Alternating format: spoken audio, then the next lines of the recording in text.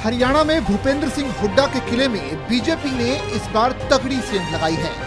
हुड्डा दावा करते रहे कि राज्यसभा चुनाव में अजय माकन आराम से जीत जाएंगे, लेकिन जब रिजल्ट आया तो माकन हार गए, वो भी अपने ही पार्टी के विधायक के कारण। चुनाव से पहले ही कांग्रेस के विधायक कुलदीप बिश्नोई बगावती रुख अपनाए हुए थे, लेकिन उम्मीद थी कि वो साथ दे देंगे।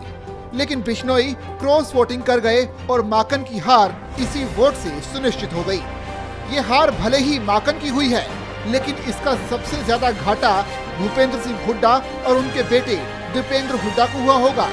कांग्रेस ने उन्हें यहाँ पूरी तरह से छूट दे रखी थी, इसलिए इस हार में माकन से ज्यादा हुड्डा की हार शामिल है। अब जरा अजय माकन की हार का गणित भी समझ लेते हैं।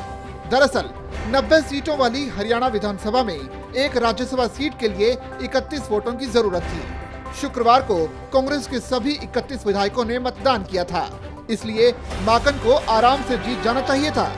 लेकिन हुआ यूं कि बिश्नोई निर्दलीय कार्तिकेय शर्मा के पक्ष में चले गए।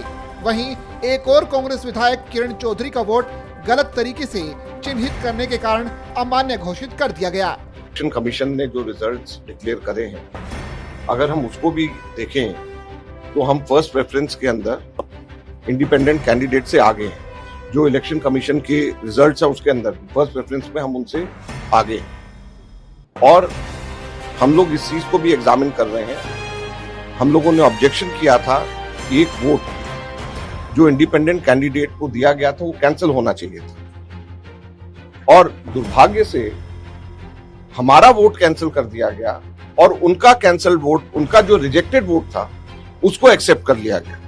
तो हमारा जो सही वोट था उसको रिजेक्ट करके और उनका वोट जो गलत था, रिजेक्टेड होना चाहिए था, उसको एक्सेप्ट कर लिया गया।